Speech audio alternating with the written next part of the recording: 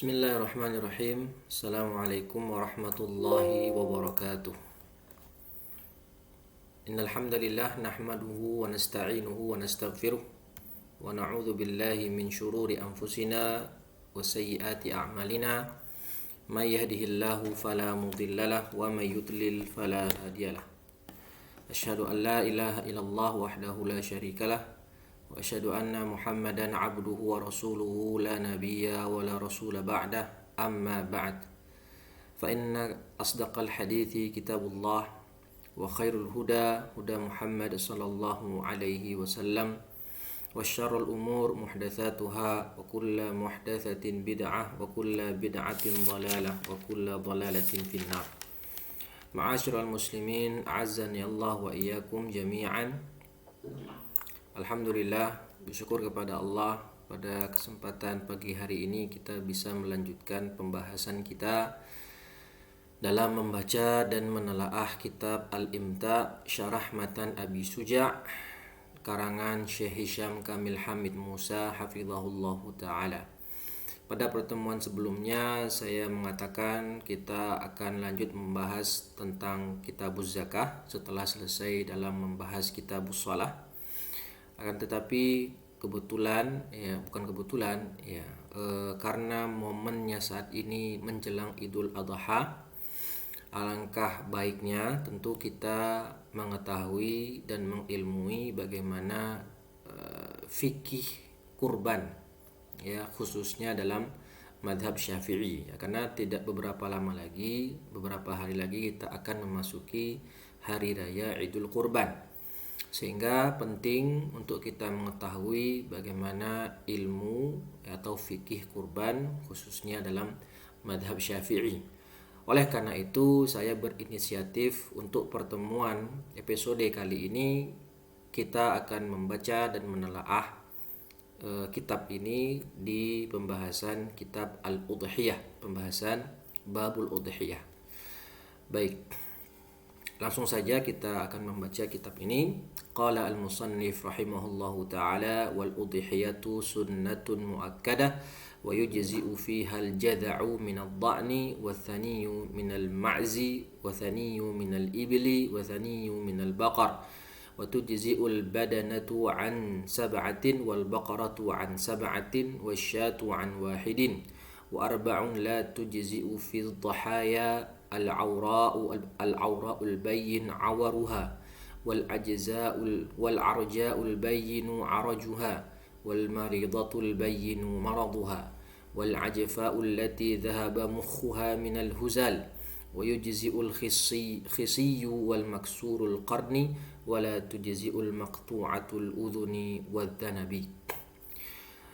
Kata Imam Abu Suja' rahimahullah bahwasannya berkurban itu hukumnya sunnah muakkadah dan mencukupi sah hewan kurban jika dia berupa domba berusia 1 tahun. Dan juga kalau maiz kambing maka syaratnya berusia 2 tahun. Kalau dia unta berusia 5 tahun, kalau dia sapi berusia 2 tahun. Kemudian tujzi'ul badanah an sab'atin, ya, boleh berserikat 7 orang untuk berkurban unta ataupun sapi, boleh. Sedangkan untuk kambing atau domba maksimal hanya boleh 1 hewan kurban 1 orang, tidak boleh ada di sana perserikatan.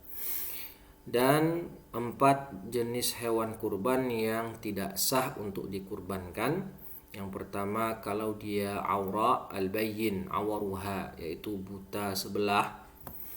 Yang kedua, arja, pincang. Dan yang ketiga, al-maridah al-bayyin maraduha, sakit yang parah. Kemudian al-ajfa allati dhahaba mukhuha, hewan ajfa ini maksudnya kurus kering. Saking keringnya itu tidak mempunyai sumsum tulang atau bahkan tidak mempunyai lemak.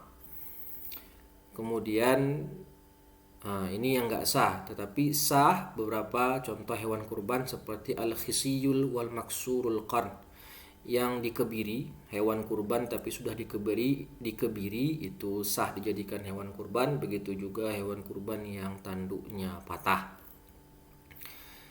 Lalu tidak sah hewan kurban yang telinganya terpotong atau ekornya yang terpotong. Nah, ini matannya. Sekarang kita akan membaca syarahnya. Qala asy-syarih hafizahullah, al-udhiyah fil lughah bima'na mushtaqqatun min ad-dhahwah aw ad-duha wa hiya awwalun nahar ba'da tulu'isy syamsi. Yang namanya udhiyah secara bahasa itu duha, ya, awal pagi setelah terbitnya matahari, yaitu waktu duha. Ya, bisa saja dinamakan udhiyah karena penyembelihan hewan kurban itu dilakukan waktunya waktu duha di hari Idul Adha. Wa syar'an ma yuzbahu minan na'am taqarruban ila Allah Ta'ala fi yaumil 'idi wa ayyamit tasyrik.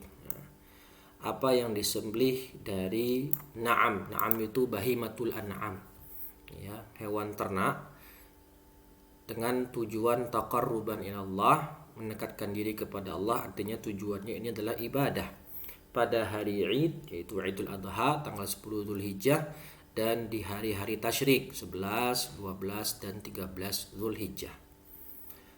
Taib, ini mafhum insyaallah, gampang. Kemudian kita baca faedah.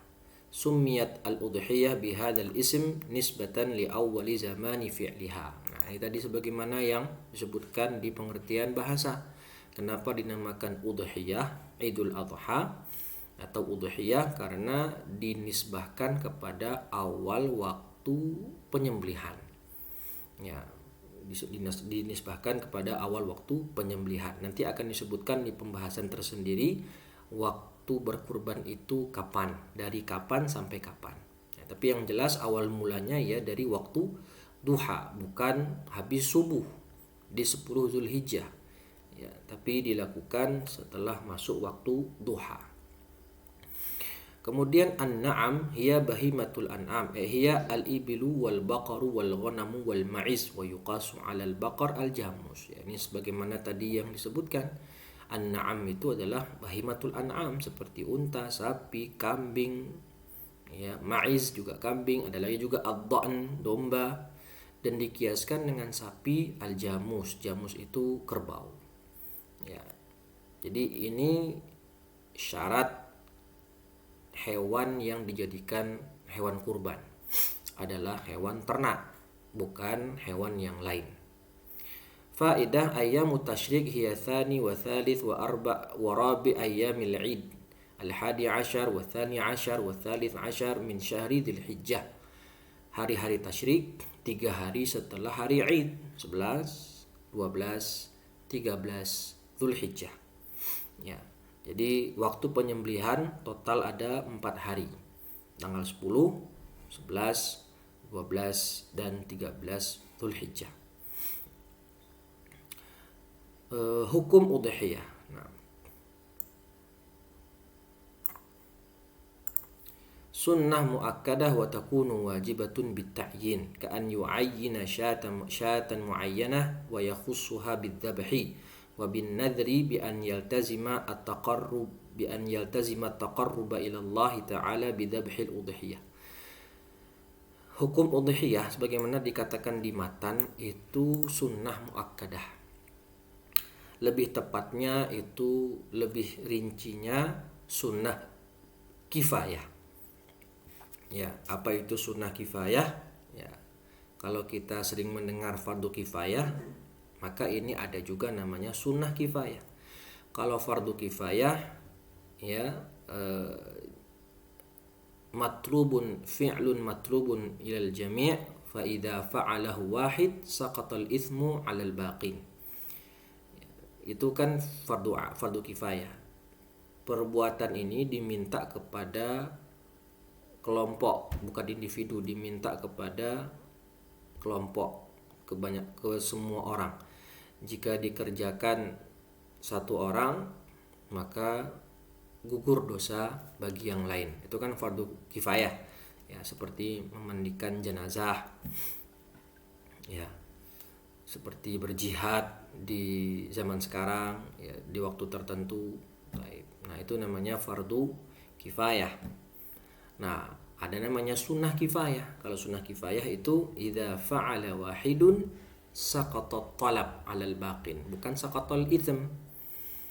Karena di sini sunnah nggak dikerjakan kan laisa fihi itsmun, tidak ada dosa, tapi saqatat talab, ya, jatuh permintaan kepada kelompok tersebut. Ya, dalam mazhab Syafi'i sendiri ada sekitar 6, ya, ada 6 jenis sunnah kifayah. Yang pertama ibtida'us salam, memulai salam. Ya, ketika misalnya saya berjalan bersama 3 orang teman, ya, berjalan dengan 3 orang teman, kemudian ada misalnya ustadz saya di depan lewat. Nah, 3 orang ini siapa yang wajib memulai salam duluan? Ya, wajib. Siapa yang sunnah untuk memulai salam duluan? Ya, di antara 3 ini. Kalau misalnya saya memulai salam duluan, assalamualaikum, maka saqatat talab alal baqin, ya, memulai salam, ya, jika berkelompok. Baik. Kemudian adzan wal iqamah, ini juga termasuk sunnah kifayah, ya, adzan wal iqamah. Lalu tashmitul atis, ya, mengucapkan doa bagi orang yang bersin, itu juga sunnah kifayah, ya, jika memang saat itu ada banyak orang, ada orang bersin nih, misalnya di kelas ada satu teman kita bersin. Nah, siapa yang diminta untuk mendoakan yarhamukallah? Ya, di antara salah satu teman kelas tadi. Ya, itu sunnah kifayah. Kalau ada satu yang mengucapkan yarhamukallah, maka yang lain saqatat talab, ya, gugur tuntutan untuk mengucapkan yarhamukallah, ya, gugur sunnah untuk mengucapkan yarhamukallah karena sudah ada satu yang mewakili.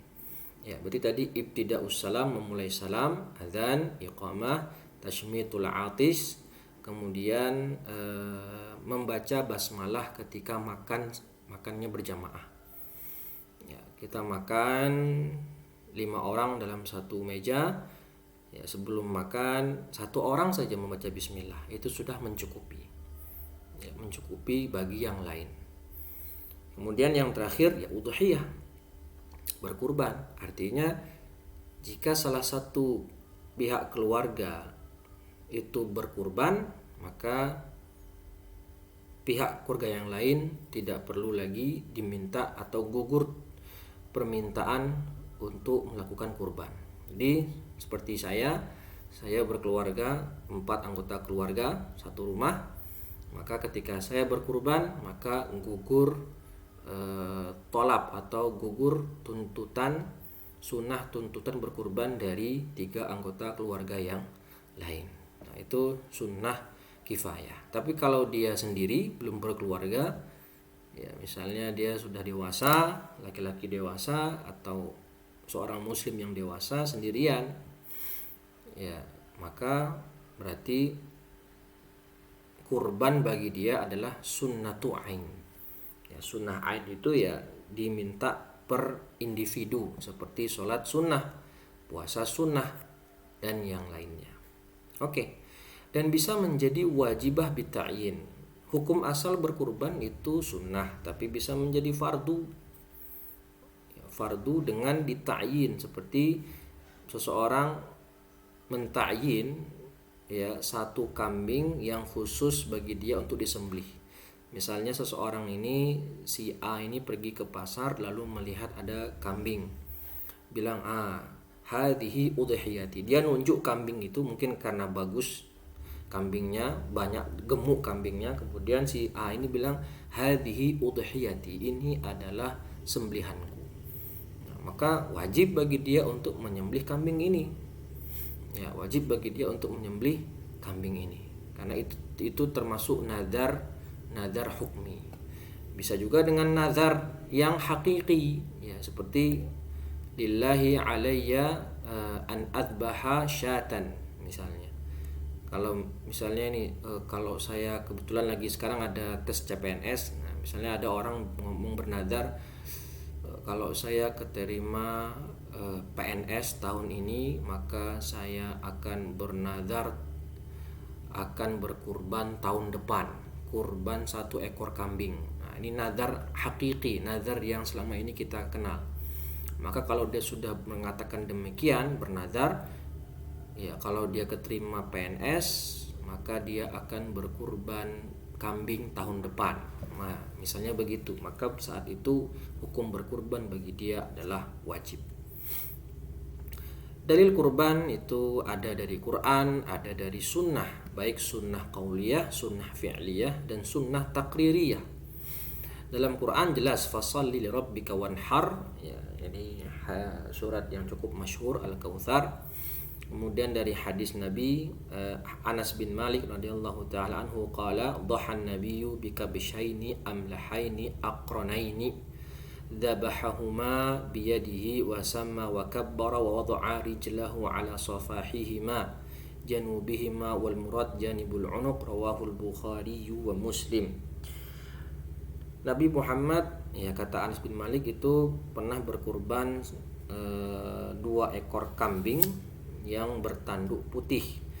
Nabi menyembelih 2 hewan kurban tadi dengan tangannya. Nabi membaca bismillah dan bertakbir dan meletakkan kakinya ya di samping leher hewan tersebut ketika akan menyembelih. Nah, ini adalah sunnah fi'liyah karena Nabi yang melakukan sendiri. Ya, yang melakukan sendiri. Baik. Ya, kemudian kalau sunnah qauliyah itu kata Nabi, man wajada sa'atan falam yudhahi fala yaqribanna musallana.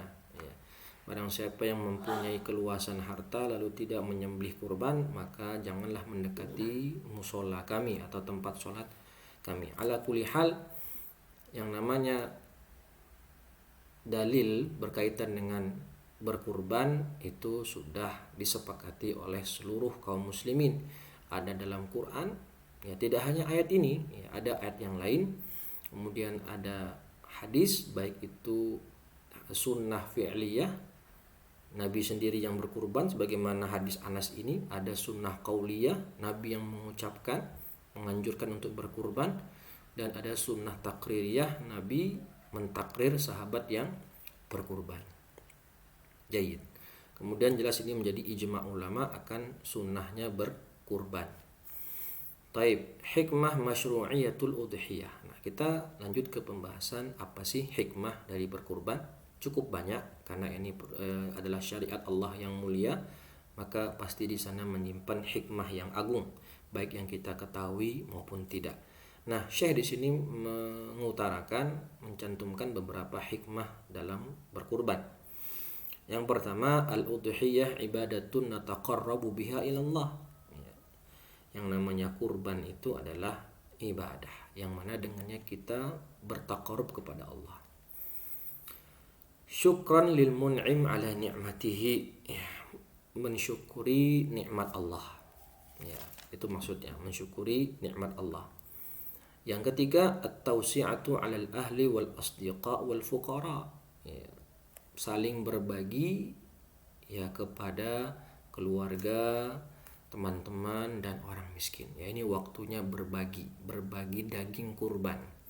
Ya, memberikan rasa bahagia di hati orang lain, terutama orang-orang fakir miskin yang mungkin hanya bisa makan daging 1 tahun sekali. Maka saat itulah kita diperintahkan oleh Allah, disyariatkan untuk menyembelih hewan kurban. Bagi yang mempunyai keluasan harta, ya, belilah hewan kurban. Ya, jangan bisa beli HP iPhone jutaan atau puluhan juta, tapi untuk membeli daging kurban kambing saja yang hanya 2,5 juta sudah kebeli, ya, atau 3 juta yang sudah bagus banget, ya, maka keluarkanlah, ya, paling tidak sekali setahun saja, ya, karena kurban hanya sekali setahun, atau ganti-gantian, hari ini kurban, tahun ini kurban, tahun depan enggak, berikutnya. Kalau yang punya harta yang sangat banyak, ya, orang-orang super kaya, ya, alangkah bagusnya mereka berkurban, kalau perlu kurban sapi, ya, supaya berbagi keceriaan, kebahagiaan, bisa makan daging bersama-sama. Yang keempat, taqwiyatu rawabitil ukhuwah baina afradil mujtama' wa gharsu ruhi ta'awuni bainan nas. Itu memperkuat ikatan ukhuwah antar sesama masyarakat. Antar sesama muslim, dan juga menanamkan ruh ta'awun, ruh kerjasama ruh tolong menolong antar sesama manusia. Ya.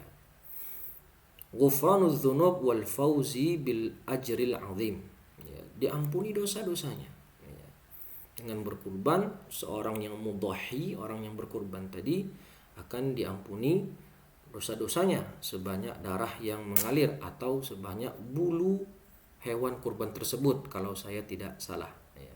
Ala kulli hal, dijelaskan memang orang yang berkurban lillahi ta'ala, maka dengan hewan kurbannya tadi bisa menghapuskan banyak dosa-dosanya. Ya, tentu dosa kecil ya. Kalau dosa besar harus dengan taubatan nasuha. Selain dapat pengampunan dosa, juga bisa mendapatkan pahala yang besar. Ya, pahala yang amat besar. Ya, dalilnya mana? Ya silahkan cari di internet ya, atau cari di kitab-kitab fikih yang lebih tebal. Itu akan kalian temukan ya, dalil yang bercerita tentang, bisa mungkin di Fiqhul Manhaji atau di Kifayatul Akhyar atau di Fathul Mu'in, ya silahkan dibuka ya, akan menemukan hadis tentang yang menunjukkan bahwasannya diampuni dosa orang yang berkurban dan mendapatkan pahala yang besar. Faedah, nah ya, itu 5 hikmah dari kurban yang disebutkan oleh Syekh Hisham. Syuri'atil udhiyatu fi sanati tsaniyati minal hijrah.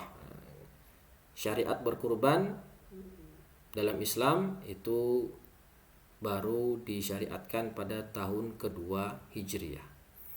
Faedah, al-udhiyatu fi haqq rasuli wajibatun wa hiya min khususiyatihi. Nah, kurban bagi kaum muslimin, bagi umat Nabi Muhammad itu hukumnya sunnah muakkadah ya, atau sunnah kifayah, tidak sampai wajib.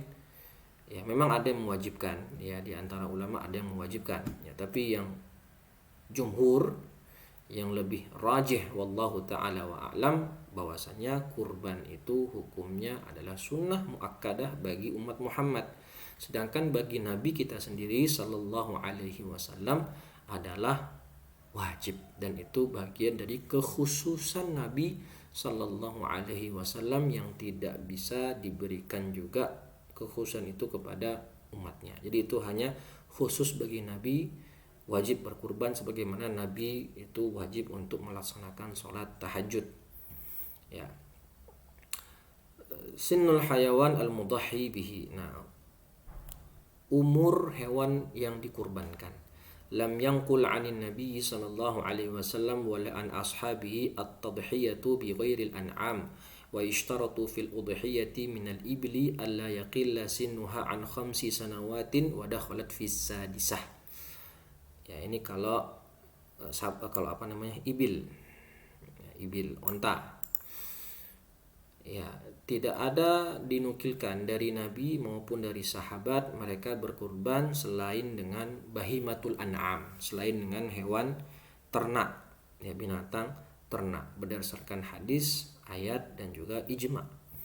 Jadi kalau berkurban selain dengan hewan ternak, misalnya berkurban dengan kelinci, dengan ayam, dengan apa lagi, berkurban dengan bebek, ya itu tidak bisa dikatakan sah kurbannya karena tidak mengikuti aturan dan standar yang berlaku. Memang Ibnu Hazm mengatakan seperti itu sah ya, tapi ini pendapat yang syadz, menyelisihi pendapat jumhur ulama. Nah, kalau untuk ibil berapa usia umurnya? Dikatakan di sini 5 tahun dan sudah masuk ke usia 6 tahun. Artinya sudah 5 tahun sempurna dan sudah masuk ke usia 6 tahun. Lalu bagaimana dengan bakar wal jamus? Ya, usia sapi dan kerbau untuk dikurbankan itu sanataini wa ta'anat fi tsalitsah, 2 tahun dan sudah masuk ke usia 3. Lalu domba ad-dha'nu. Ya, ad-dha'nu itu sanah wa dakhalat fi tsaniyah. Ya, domba itu usia untuk dikurbankan 1 tahun. 1 tahun sempurna dan sudah masuk ke usia 2 tahun. Sedangkan ma'iz itu kambing usianya 2 tahun, wadakhalat fi tsalitsah. Ya, wadakhalat fi tsalitsah 2 tahun dan sudah masuk ke usia 3 tahun. Taib. Ya. Para ulama mengatakan ya, mana lebih enak, daging domba apa daging kambing? Ya, lebih enak daging domba. Taib. Dalilu dzalika ijma'ul ummah. Nah, dalilnya apa? Ya, ijma'ul ummah. Ya, dalil tentang usia umur dari hewan yang akan dikurbankan. Asyarikatu fil udhiyah. Nah, setelah itu di sini kita akan membahas urunan atau patungan kurban yang sudah sama-sama kita ketahui. Asyatul wahidatu la tujzi'u illa 'anil wahid. Kalau itu kambing maka tidak boleh ada musyarakah di sana. Tidak boleh ada patungan di sana karena satu ya untuk satu orang yang berkurban. Wala yajuzul musyarakatu fiha fa idza ishtaraka ithnanun fi syira'i syatin wahidatin fahiya shadaqatun wala tasihhu udhiyatun. Kalau ada 2 orang yang berserikat atau patungan beli 1 kambing, maka kalau di atas namakan 2 orang kurban tadi untuk 1 kambing maka nggak sah, karena kan nggak boleh musyarakah. Terus bagaimana caranya? Ya caranya bilang aja kita patungan 2 orang, nanti pas dikurbankan atas nama 1 orang. Nah teman yang patungan tadi ikut dapat pahala berkurban, ya ikut dapat pahala kurban, ya meskipun nanti di atas namakan 1 orang, karena memang begitu ketentuannya. Dan dijelaskan lagi tambahan wala tasihu udhiyah illa idza kana min ahli baitin wahid. Tidak sah kurbannya kalau yang patungan tadi, 2 orang yang patungan tadi itu bukan dari ahlul bait. 1 ahlul bait. Ya, seperti ibu dengan bapak atau bapak dengan anak yang lam tastaqil hayatun kulli minhuma. Ya, yang masih tinggal serumah lah.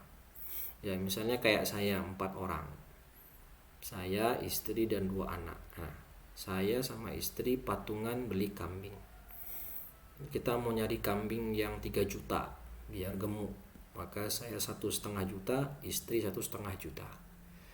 Ya, maka nanti ketika akan dikurbankan, kurban tadi atas nama siapa? Atas nama saya atau atas nama istri. Jadi tetap dihitung namanya siapa, atas nama 1 orang.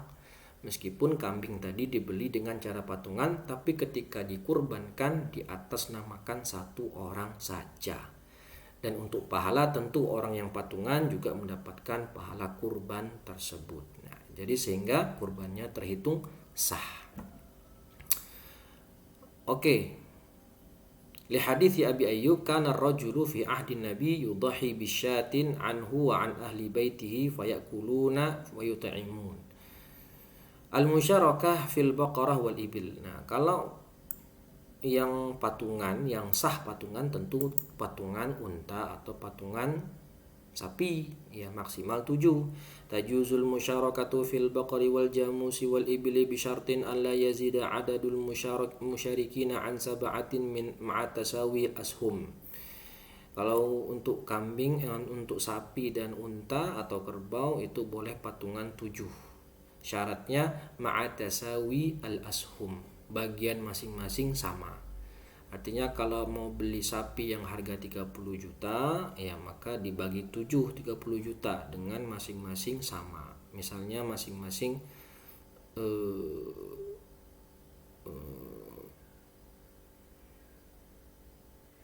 kalau 7 kali 3 berarti 21. Ya, misalnya mau beli sapi harga 21 juta. Maka masing-masing dari 7 orang tadi yang bersekutu itu 1 orang 3 juta. Ya, 7 kali 3 21 juta. Artinya patungan per orang jumlahnya sama dengan yang lain. Ya, nggak boleh ada yang jomplang, yang 1 5 juta, yang satu cuma 2 juta. Nggak bisa, harus sama-sama nilainya sama, 3 juta 3 juta. wa yajuzu an yashtarika syakhsun bisahmaini au akthar. Ya, boleh kalau tadi 7 orang patungan itu maksimal. Ya, maksimal. Kalau mau 5 orang boleh. Ya, kalau mau 5 orang juga boleh. Ya, sehingga nanti patungannya apa? Lebih besar keluarnya uangnya ya. Kalau bertujuh 3 juta 3 juta, kalau berlima tentu bisa 5 juta atau sampai 6 juta masalan ya. An Jabir radhiyallahu anhu qala naharna ma'a Rasulillah bil Hudaybiyah al badanah an sab'atin wal baqarah an sab'in, dalilnya ya. Bagaimana yang sering kita lihat ya, kayak seperti di sekolah saya dulu itu patungan beli satu sapi, satu SD beli satu sapi ya. Satu SD beli satu sapi, maka ya nggak masalah ya. Ini latihan kurban, melatih anak-anak untuk akan berkurban di masa depan ya, kan nggak masalah. Jadi mereka satu SD patungan mengumpulkan uang sekitar 20 juta atau 25 juta atau 30 juta, nanti dibelikan satu sapi. Nah, di atas namakan 7 orang ya, di atas namakan 7 orang ya. Mungkin di atas namakan per kelas masing-masing satu ketua kelasnya. Ada 7 kelas misalnya ya, ada 7 kelas ya, maka dinamakan masing-masing atas nama ketua kelas ya. Tapi untuk pahala tentu semuanya dapat ya, semuanya dapat karena mereka ikut menyumbang membeli hewan kurban tersebut insyaallah. Ya, untuk pahala ya insyaallah pasti dapat, nggak mungkin sia-sia di mata Allah ya, meskipun nanti dinamakan atas 7 orang saja. Faidah al-udhiyatu bisab'i syiyahin afdal min al-udhiyah bi badanatin aw baqarah. Nah, ini mana yang lebih afdal, kurban dengan satu kambing, berkurban satu kambing dengan sapi. Nah, di sini dikatakan satu orang berkurban 7 kambing dengan orang yang patungan beli satu sapi. Nah, di sini lebih afdal orang yang berkurban satu orang tapi dengan berkurban 7 kambing. Ya. Ala kulli hal di sini dilihat dari sisi ibadahnya.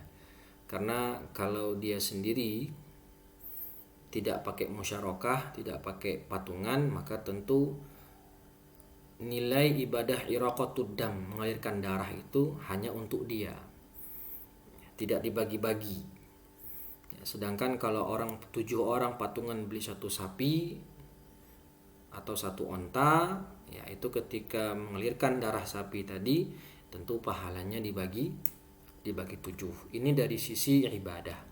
Tapi kalau dari sisi sosial tentu lebih utama berkurban, patungan kurban hewan yang lebih besar dagingnya, lebih banyak dagingnya ya, hewan sapi ya, karena dagingnya tentu bisa lebih banyak terbagikan ke fakir miskin ya. Ini hanya dari sisi afdoliyah saja ya, dari sisi afdalnya saja. Nah, begitu pula di sini afdalu anwa'il udhiyah al-ibil li kathrati lahmiha. Lalu lebih afdal mana hewan yang akan dikurbankan, apakah unta atau sapi atau kambing atau domba?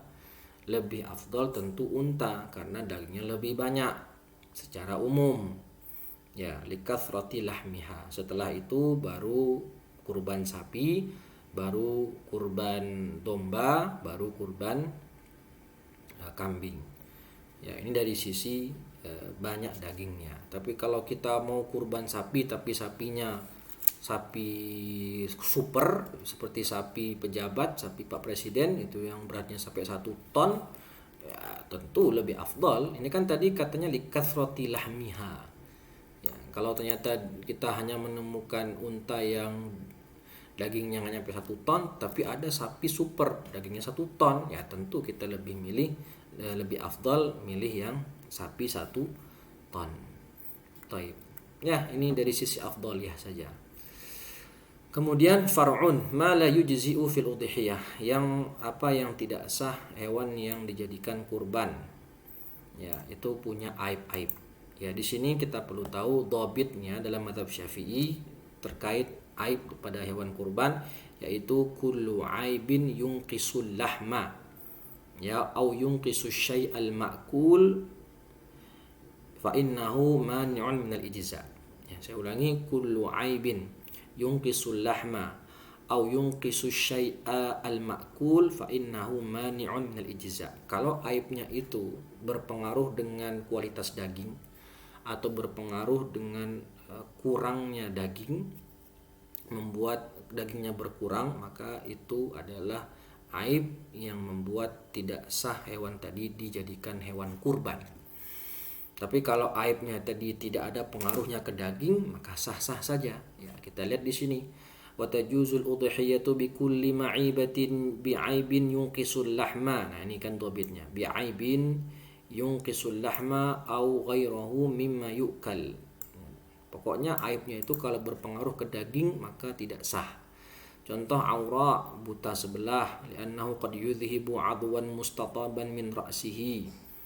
Ya, kehilangan satu bagian yang termasuk bagian yang enak untuk dikonsumsi dari kepalanya.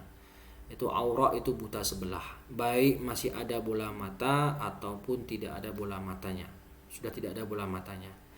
Lalu ada amya, yang pertama aura, buta sebelah, al-amya, buta dua-duanya. Ya, li'annahu nassa fil hadithi an adami jawazil udhiyah bil aura fal amya la tajuzu min babi aula. Nah, ini qiyas aula.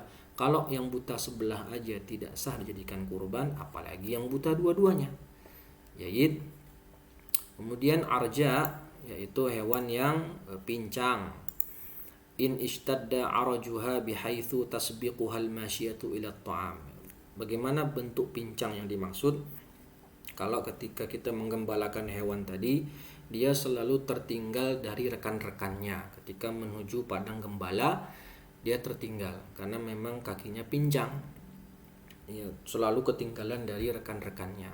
Nah, itu maksud dari pincang. Baik. Bisa karena patah atau mungkin karena penyakit, sehingga dia ketika berjalan itu dikatakan paling lambat dari rekan-rekannya yang lain.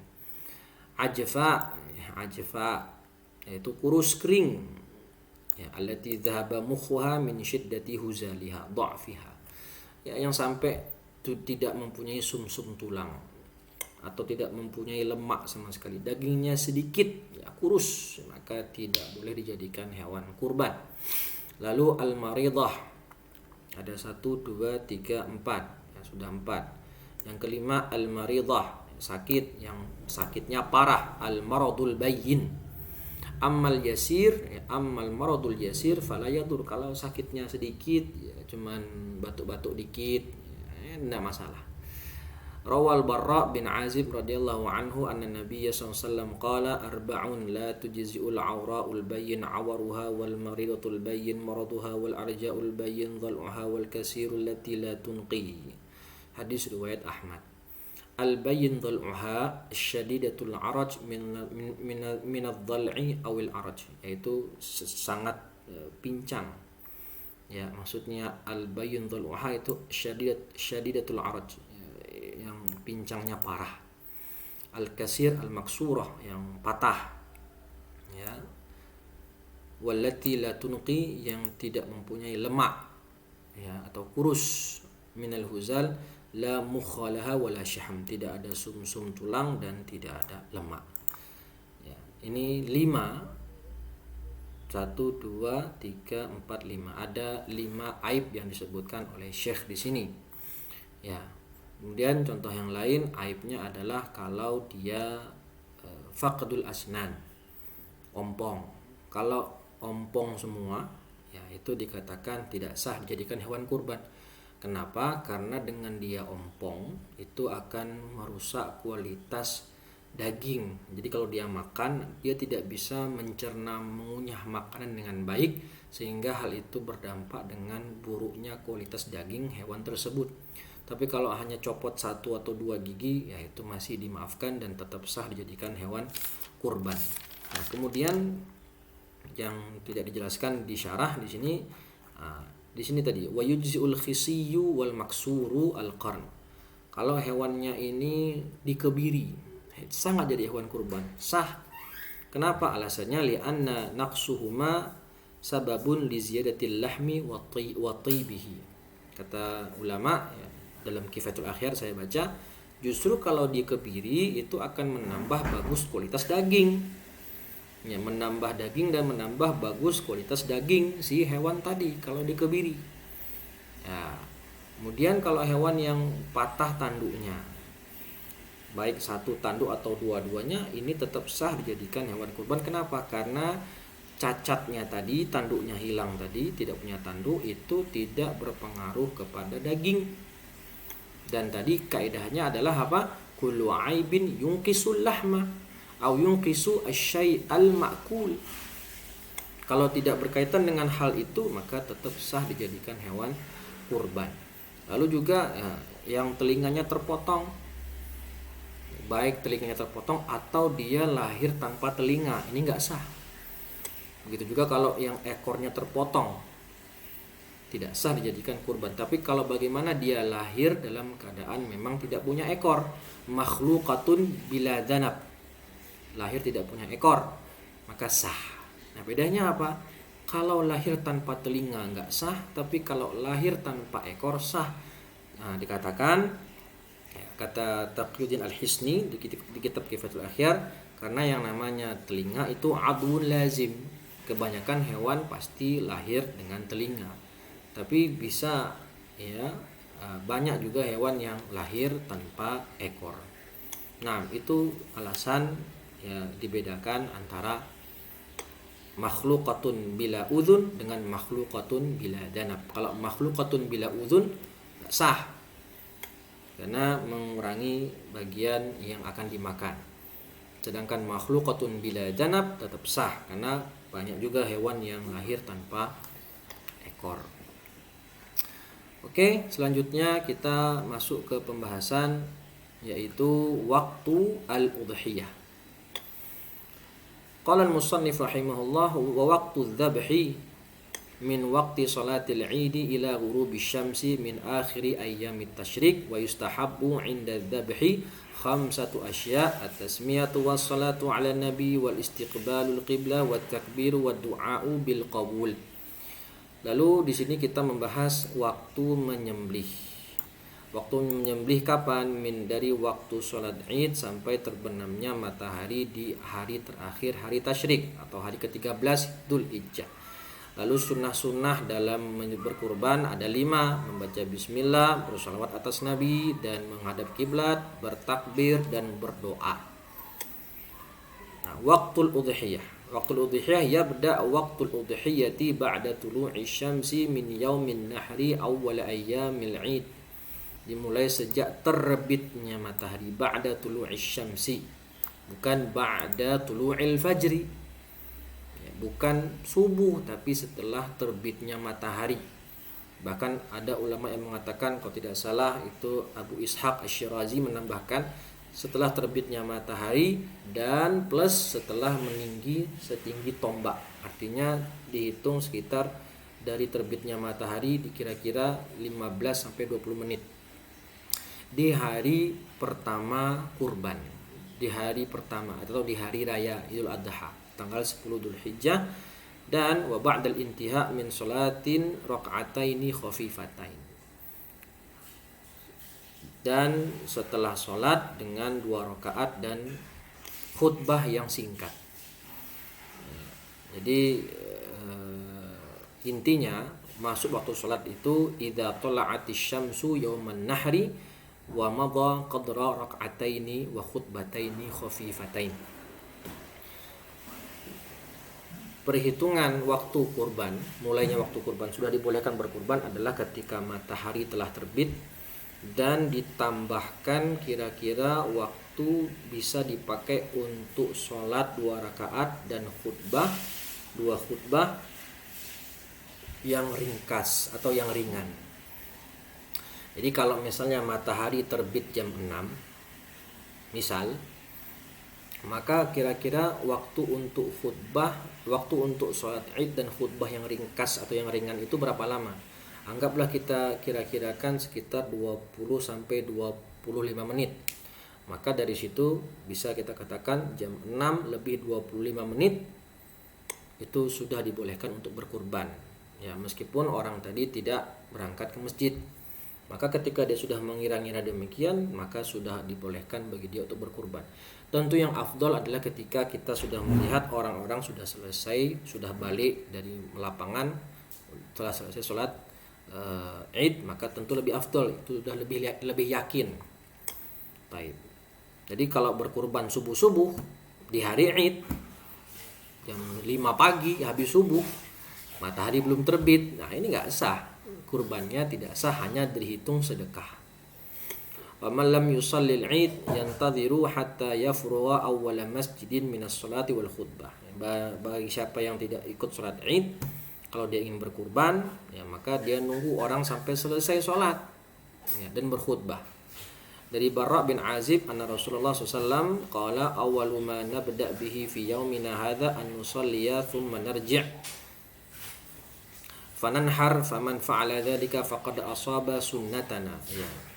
Hari pertama yang kami mulai di hari Idul Adha itu kami sholat dulu, kemudian pulang, setelah itu kami menyembelih kurban, maka faqad asaba sunnatana, maka dia telah mendapatkan sunnah berkurban. Wa man dzabaha qabla dzalika fa inna ma huwa lahmun qaddamahu li ahli. Kalau dia menyembelih sebelum waktu yang ditentukan, maka dia itu adalah daging yang dia berikan kepada keluarganya atau orang lain. Laisa minan nusuki fi syai'un. Itu bukan termasuk hewan kurban, tapi hanya daging sedekah saja. Rawahul Bukhari wa Muslim. Ya, kalau nggak salah kemarin saya dapat itu di WA itu, demi mencegah kerumunan, kalau bisa hewan kurban tadi disembelih di rumah potong dan dilakukan subuh-subuh. Ya, kalau subuh tanggal 11, 12, 13 ya oke, sudah sah. Tapi kalau dimaksudkan subuhnya itu di waktu Idul Adha tanggal 10 Dzulhijjah subuh, maka nggak sah. Ya, karena tidak sesuai dengan syarat dan ketentuan yang berlaku. Kalau mau nyembelihnya di waktu Idul Adha, di hari Idul Adha tanggal 10 Dzulhijjah, ya setelah orang selesai sholat dan khutbah. Tapi kalau tanggal 11, tanggal 12, tanggal 13 ya silahkan subuh karena hari Id sudah lewat. Wa yastamirru waqtu dzabhi hatta akhir ayyamit tasyrik ats-tsalatsah. Waktu penyembelihan itu berakhir dengan berakhirnya hari tasyrik, dengan terbenamnya matahari di hari ke-13 Dzulhijjah. Faedah, ya ini berbeda dengan pendapat Hanabilah. Kata Hanabilah, hari penyembelihan hanya 2 hari setelah hari Id, sampai 2 hari setelah hari Id. Jadi kata Hanabilah, penyembelihan dilakukan tanggal 10, 11 dan 12 Dzulhijjah. Tapi kata mazhab Syafi'i enggak, ya hari tasyrik ya sampai tanggal 13, maka pada saat itu juga masih boleh menyembelih di tanggal 13 Zulhijjah. Afdalu awqati dzabhi ba'da salatil Id wal khutbah. Ya, ini sudah jelas, waktu yang paling utama itu langsung dilakukan setelah salat Id dan setelah khutbah. Faedah adzabhu naharan afdalu min adzabhi lailan. Menyembelih di waktu siang, waktu pagi atau waktu siang itu masih lebih afdal daripada menyembelih di waktu malam, karena 3 sebab. Yang pertama ittiba, karena Nabi Muhammad SAW menyembelihnya siang, pagi. Yang kedua khasyatan an yukhti'a al madbah. Ya, yang kedua kata penulis Kifayatul Akhyar itu khawatir nanti salah nyembelih. Harusnya kan tempatnya di sini unuk, tapi karena gelap ya bisa salah potong.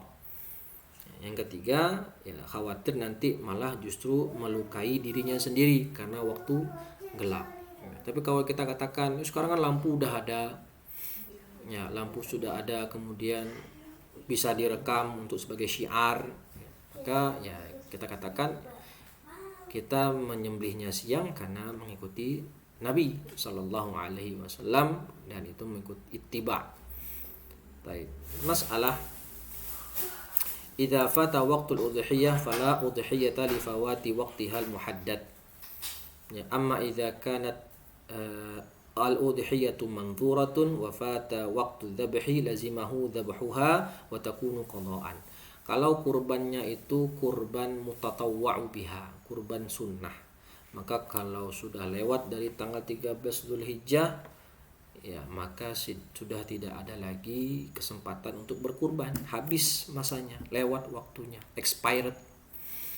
Tapi kalau kurbannya sifatnya manzurah, kurban yang nadar, meskipun sudah terlewat waktu berkurban, habis hari tasyrik, dia tetap wajib untuk melaksanakan kurban tersebut dan terhitung nilainya qadha karena dia mengerjakan ibadah di luar waktunya. Sunanuz dzabhi khamsatu asya. Nah, kemudian sunnah-sunnah kurban itu ada 5. Pertama, membaca bismillah. Ya, minimal bacanya bismillah. Yang lengkap tentu bismillahirrahmanirrahim. Sunnah. Kalau tidak menyebutkan ini, maka kurbannya terhitung sah. Ya. Qala ta'ala fakulu mimma dzukira smullahi alaihi. Kemudian yang kedua, as-salatu ala rasulillah. Bersolawat atas Nabi karena Allah mengangkat beliau, ya, meninggikan nama beliau. Fala yuzkar illa wa yuzkar ma'ahu. Tidaklah disebut nama Allah kecuali juga disebut bersama nama Allah, yaitu nama Nabi kita sallallahu alaihi wasallam. Wa dzikruhu barakatun fi kulli syai'. Itu alasan yang kedua, karena bersolawat menyebut nama Nabi itu termasuk tabarruk, ya, mencari berkah di setiap waktu. Yang ketiga, istiqbalul qiblah, menghadap kiblat. Kenapa? Karena dia asyraful jihad, arah yang paling mulia, dan juga wajjahan nabiyyu dzabihatahu ilal qiblah. Nabi ketika menyembelih itu menghadapkan hewan kurbannya menghadap kiblat. Jadi ittiba. Yang menghadap kiblat apanya? Ya, yang menghadap kiblat itu tempat sembelihnya dan orang yang menyembelih. Nah, jadi kalau wajah hewannya nggak perlu menghadap kiblat. Yang menghadap kiblat adalah tempat leher yang akan disembelih itu menghadap kiblat plus si mudzabbih. Ya, orang atau si dzabih, orang yang menyembelih. Yang kelima, takbir, Allahu akbar, Allahu akbar, Allahu akbar, walillahil hamd. Ya, 1 atau 3 kali yang lebih sempurna setelah membaca bismillah. Kalau di Fathul Qorib dikatakan juga wa qabla tasmiyah. Baca takbir itu sebelum membaca tasmiyah atau bismillah dan juga sesudah membaca bismillah 3 kali. Hadisnya dhaha bika bisyaini an-nabiy sallallahu alaihi wasallam dhaha bika bisyaini amlahaini aqranaini dzabahahuma biyadihil karimati sama wa kabbara. Nah, ini mencontoh Nabi, karena Nabi ketika menyembelih membaca bismillah dan bertakbir. Yang kelima, ad-du'a'u bil qabul, berdoa supaya kurban kita diterima. Doanya Allahumma hadza minka wa ilaika fataqabbal minni. Ya Allah, ini adalah darimu, untukmu, dan terimalah, ya, terimalah dariku. Doa. Yang keenam, an yadhbahal mudhahi bi nafsihi. Nah, ini nyembelih kurban itu ya orang yang berkurban itu sendiri. Ya, fa illam yaqdir syahidal udhiyah. Kalau nggak mampu ya bisa diwakilkan ke orang lain, dan kalau bisa yang mewakili itu orangnya muslim dan mengerti fikih tentang zabah, ya, tentang hukum-hukum menyembelih. Ya, boleh nggak mewakilkan kurban kita kepada orang kafir? Ya, nggak masalah, tidak merusak kesahan kurban. Tapi yang mustahab itu kita memberikan perwakilan kepada orang yang akan menyembelih, dia juga muslim. Lalu menajamkan pisau, ya, dan membaringkan hewan kurban di posisi kiri, ya, bakar wisyah. Kalau itu kurbannya sapi atau kambing, dibaringkan posisi lambung kiri. Taib, ya. Jadi urutannya sebelum menyembelih takbir, Allahu akbar, Allahu akbar, Allahu akbar, walillahil hamd. Baca bismillah, kemudian takbir lagi, lalu membaca salawat dan berdoa, Allahumma hadza minka wa ilaika fataqabbal minni, ya, baru sembelih. Bismillah. Taib. Ya, faidah yustahabbu liman arada al-udhiyah idza dakhala alaihi syahru dzulhijjah alla yahlika sya'ra ra'sihi aw wajhihi aw badanihi wa la yuqlim adhafirahu hatta yudhhiya. Qala Rasulullah sallallahu alaihi wasallam, man kana 'indahu dhabhun yuridu an yadhbahahu fara'a hilala dzulhijjati fala yamussa min sya'rihi wala min adhafirihi syai'an hatta yudhhiya, rawahu Muslim. Nah, ini sunnah yang dimaklumi, sunnah yang masyhur. Kalau bagi sahibul kurban ingin berkurban ketika sudah masuk tanggal 1 Zulhijjah, maka dia disunahkan untuk tidak memotong rambut, memotong kuku dan semisalnya. Ya. Faidah, apa sih hikmahnya? Al hikmah min dzalika at-tashabbuh bil muhrim. Ya, di sini dikatakan sama Syekh, fil haji ma'a jawazil jima' lil mudahhi ghairal haji. Itu kenapa kita disunahkan untuk tidak mencukur rambut dan memotong kuku ketika selaku sebagai orang yang berkurban dari tanggal 1 Zulhijjah sampai hari penyembelihan, karena untuk menyerupai orang yang sedang muhrim di tanah haram. Ya. Bedanya kalau orang yang sedang ihram nggak boleh jima, tapi kita di sini yang tidak haji, yang tidak ihram itu boleh. Nah, itu alasan hikmah kenapa kita tidak atau disunahkan untuk tidak motong kuku dan tidak motong rambut ketika ingin berkurban. At-tashabbuh bil muhrim. Ya. Taib. Kemudian yang terakhir yaitu al-udhiyatu al-mandhuratu wal mutatawwa'u biha. Nah, ini pembahasan tentang macam atau jenis kurban. Ya, kita masuk ke poin yang ke-6 dan ke-7, jenis-jenis macam-macam kurban dan juga macam-macam metode pembagian hewan kurban, daging kurban. Kurban itu ada dua macam, kurban yang wajib nazar dan kurban yang sunnah. Qala al-musannif rahimahullah wa la ya'kulul mudahhi syai'an minal udhiyatil mandhurah. Kalau kurbannya itu levelnya kurban wajib, kurban yang dinadarkan, maka enggak boleh bagi sahibul kurban untuk memakan sedikit pun dari hewan kurbannya. Wa ya'kulu minal udhiyatil mutatawwi'i biha, dan bagi kurbannya kalau kurban sunnah boleh bagi sahibul kurban memakan sebagian dagingnya. Wala yabi'u minal udhiyati wa yut'imul fuqara awal masakin, dan tidak boleh menjual daging kurban dan diberikan kepada fakir miskin. Al-udhiyah al-mandhurah aw al-wajibatu la yajuzu lil mudahhi an ya'kula minha. Nah, ini kalau kurbannya sifatnya wajib karena kurbannya nadar, tidak boleh bagi sahibul kurban memakannya sedikit pun. Bal tuza'u kullaha 'ala al-fuqara'i wal masakin, dibagikan semua kepada fakir miskin. Ba'idan an usulihi wa furu'ihi wa zaujati, enggak boleh dibagi-bagikan kepada keluarganya, kepada istrinya, atau dia makan sendiri enggak boleh. Karena apa? Karena kalau kurbannya sifatnya nazar, ya, kurban yang sifatnya nazar itu yakhruju milkan nadir anha bin nazar. Ya, karena kalau sudah dinadarkan kurban hewan kurban tadi, maka dia sudah tidak lagi milik si pengkurban. Karena sudah milik orang-orang fakir dan orang-orang miskin. Jadi nggak boleh dia makan sedikit pun dari hewan kurban kalau kurbannya wajib. Wa idza akala sahibuha min al-udhiyatil mandhurah fa alaihi an yashtariya lahman biqadri ma akala ma ukila wa yukhrijuhu lil fuqara aw 'iwadan amma akhadha.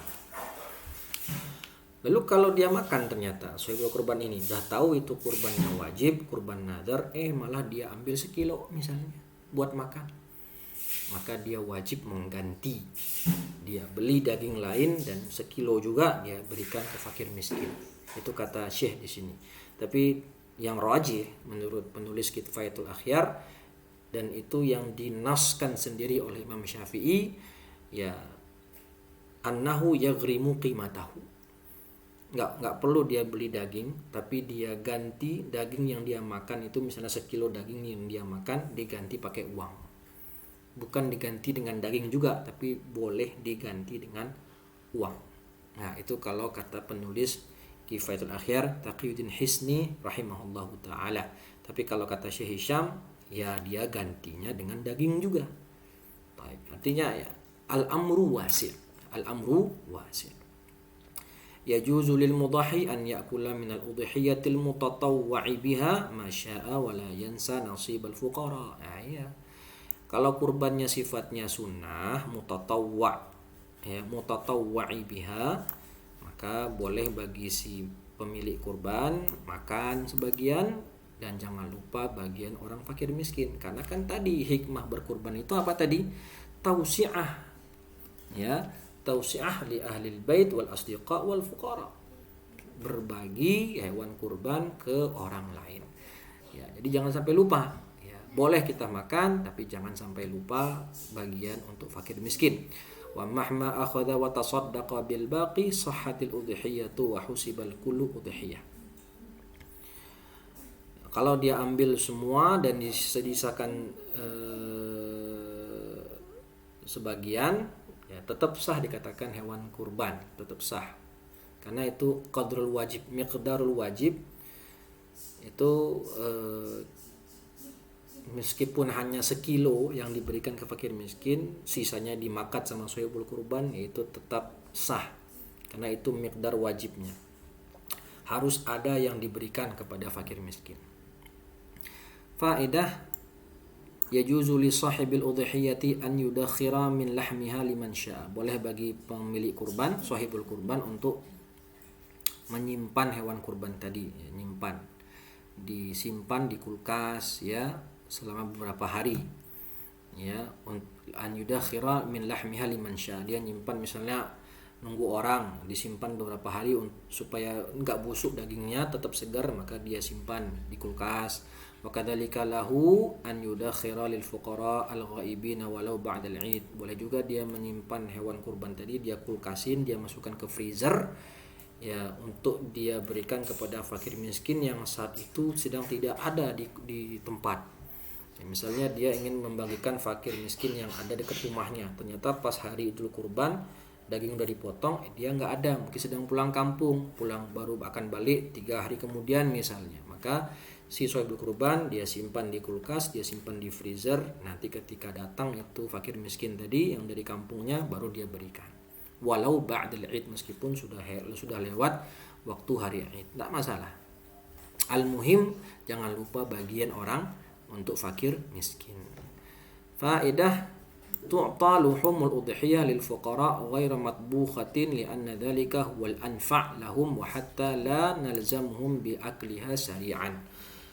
Ya, ini syarat-syarat termasuk diantara syarat daging kurban yang kita bagikan kepada orang miskin. Diantara syaratnya di sini adalah dia itu harus daging mentah, ya, harus daging mentah, bukan yang sudah matang. Kenapa? Karena daging kurban yang kita berikan ke fakir miskin itu sifatnya tamlik, berubah kepemilikan. Sehingga kalau sifatnya tamlik, kita harus memberikannya mentah. Sehingga kalau dia dapat si orang miskin tadi, orang fakir tadi, boleh dia mengapa-apakan daging kurbannya tadi semau dia. Bisa dia makan, atau bisa dia jual lagi, ya, atau mungkin dia sedekahkan, terserah dia, karena sudah berpindah kepemilikan dari sahibul kurban kepada si fakir miskin. Kalau kita berikan udah mateng, maka mau nggak mau harus dimakan, ya, atau disedekahkan. Nggak. Jadi wajib, syaratnya yang diberikan itu masih mentah. Ya, disebutkan ada 3 atau 4 syarat. Ya, 4 syarat daging hewan kurban tadi kita sedekahkan ke fakir miskin. Yang pertama harus bentuknya daging, an yakuna lahman, jangan cuman tulang belulang. Ya, harus daging. Yang kedua an yakuna nai'ah atau nai'an, harus masih mentah. Yang ketiga an yakuna lahman tariyan, masih segar. Jangan yang udah busuk atau jangan yang udah lama, udah nggak segar lagi. Kalau an yakuna lahman tariyan dan an yakuna al-faqir wal miskin musliman. Nah, ini fakir miskin yang kita berikan harus muslim, nggak boleh non muslim. Ya. Wah, ini diskriminatif. Bukan diskriminatif, ini udah aturan. Ya. Saya paling benci itu, sebagaimana yang pernah viral beberapa saat yang lalu itu, orang-orang nggak beres itu mengatakan, oh, masa daging hanya buat orang muslim aja untuk kurban. Ya, ini ketentuannya begitu, mas. Ya. Islam tuh nggak pelit ya, masih banyak tempat yang lain, syariat yang lain yang boleh dibagikan kepada non muslim. Ya, sedekah itu boleh diberikan kepada non muslim, boleh. Tapi kalau kurban ini ketentuannya, harus orang muslim, nggak bisa non muslim menerima. Tapi kalau sedekah kan bebas, sedekah boleh, bahkan orang non muslim sekalipun berhak menerima sedekah dari orang muslim. Nah, ketentuannya begitu. Ya. Begitu juga dengan waris itu nggak bisa la yarisul muslimul kafir wa la yarithul kafir muslim, kan gitu. Orang muslim nggak boleh mewarisi dari orang kafir, begitu pula orang kafir tidak bisa mewariskan hartanya kepada orang muslim. Ini ketentuannya begitu dalam agama Islam. Kalau ente mau dapat daging kurban, gampang masuk Islam, gitu. Ya, jadi nggak usah mengotak-atik atau protes terhadap ajaran agama Islam yang mulia, yang sudah baku. Ya. Baik, faedah.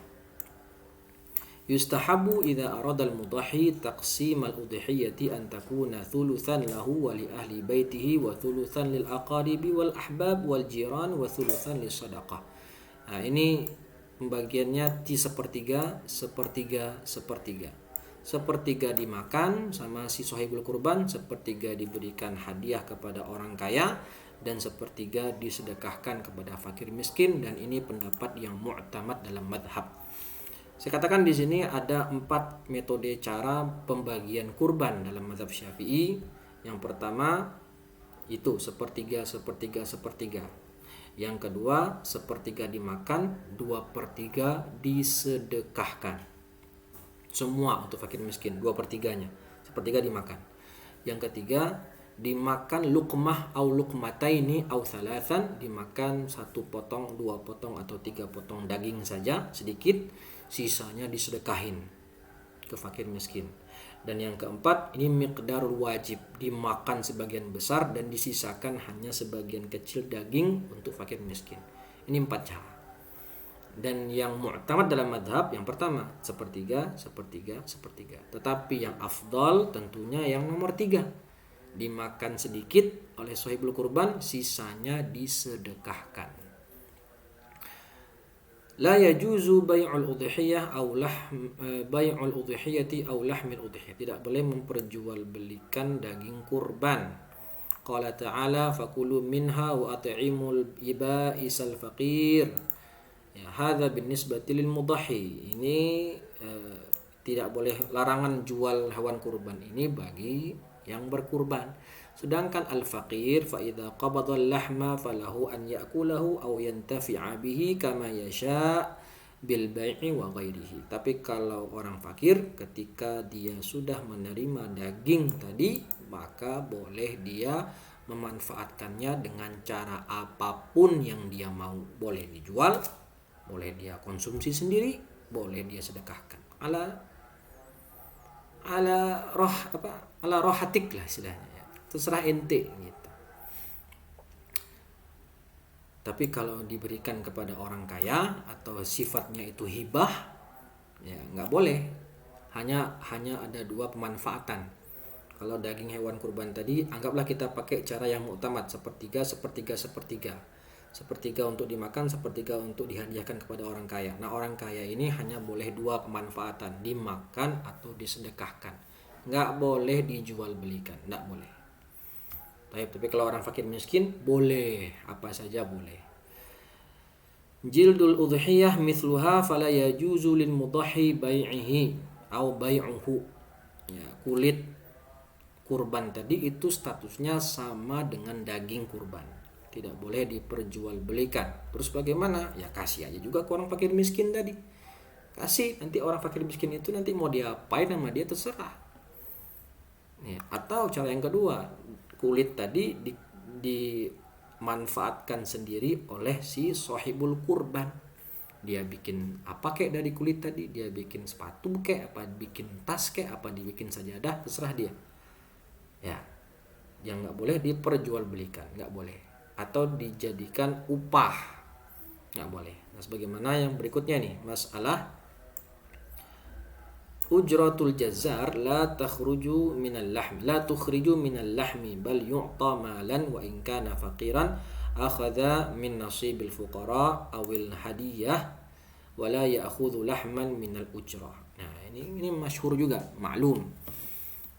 Kita mewakilkan sembelihan kepada panitia masjid atau kepada tukang jagal, maka nanti kita sudah menyiapkan sebagai sohibul kurban, kita sudah menyiapkan upah khusus untuk dia, kita berikan karena dia layak, karena kita sudah menyewa tenaga dia untuk menyembelih kurban, menguliti, itu kan pekerjaan yang tidak mudah, maka kita sudah menyiapkan upah. Anggaplah kita upah dia 300.000, selesai kurban, nah kita kasih dia 300.000, itu upah. Terus nanti kita boleh kasihkan ke dia sebagian daging kurban tadi dalam bentuk sedekah, karena mungkin dia fakir miskin juga. Jadi dia dapat dua, dapat upah resmi, upah dari dia menjagal, plus dapat daging kurban dalam bentuk sedekah karena dia termasuk orang fakir miskin. Clear masalah. Jangan jadikan upahnya itu diambil dari daging kurban, jangan, itu terlarang ya, itu yang diharamkan. Taib ya. Tapi kalau tukang jagalnya juga orang kaya nih, orang yang mampu, bukan golongan fakir miskin, ya udah tetap diberikan dia upah jagal dan kita kasih dia daging kurban tapi bentuknya hadiah, nggak masalah, clear ya. Taib. Masalah la yajuzu naqlu lahmil udhiyah ila baladin tazidu an masafatil qasri illa li aqaribihi aw idza intaha fuqara'u baladihi. Nggak boleh memindahkan daging kurban ke negeri yang jaraknya lebih dari jarak masafatul qasr 83 kilo ya. Jadi kalau mau berkurban ya berkurban daging kurban yang tadi kita kurbankan. Misalnya saya tinggal di Klaten, saya mau berkurban di Padang, kampung halaman saya ya, daging yang dibagikan ya di Padang itu ya, nggak boleh dibawa keluar Padang selama masih ada orang miskin yang ada di sana ya. Boleh daging kurbannya tadi dipindahkan dari tempat berkurban untuk kerabat ya. Saya mau berikan kepada kerabat saya yang ada di Jambi misalnya, atau fakir miskin yang ada di tempat itu, di negeri tadi sudah habis, sudah menerima semua daging kurban, maka boleh memindahkan daging kurban keluar tempat berkurban. Masalah yang terakhir, al-udhiyatu tasihhu 'anil mayyiti idza wassa biha. Nah, ini hukum asalnya tidak boleh berkurban atas nama mayit kecuali memang kalau si mayit itu berwasiat. Sebelum mati dia berwasiat supaya dibelikan hewan kurban untuknya. Jadi sebelum wafat bilang, ini ada uang sekitar 3 juta, tolong belikan ketika saya wafat, tolong belikan hewan kurban atas nama saya. Kalau dia sudah mewasiatkan seperti itu ya maka kita laksanakan. Tapi kalau tidak ada maka hukumnya tidak boleh berkurban untuk mayit, nggak boleh, kecuali kalau dia idza wassa biha, kalau dia telah mewasiatkan hal itu sebelum wafatnya. Alhamdulillah, barakallahu fikum. Selesai kita pembahasan tentang fikih kurban dalam madhab Syafi'i. Insyaallah pertemuan berikutnya baru akan kita masuk ke pembahasan fikih zakat insyaallah. Semoga bermanfaat. Jika ada yang ingin ditanyakan silahkan bertanya di kolom komentar. Insyaallah jika saya mampu jawab akan saya jawab ya. Wallahu taala a'lam. Cukup sekian dari saya. Semoga bermanfaat bagi diri saya pribadi dan untuk kita semua. Dan semoga kita bisa melaksanakan sholat Idul Adha dengan baik dan nyaman di tahun ini insyaallah ta'ala. Kita tutup dengan bacaan hamdalah dan doa kafaratul majlis. Alhamdulillahirabbil alamin. Subhanakallahumma wa bihamdika asyhadu an la ilaha illa anta astaghfiruka wa atubu ilaik. Assalamualaikum warahmatullahi wabarakatuh.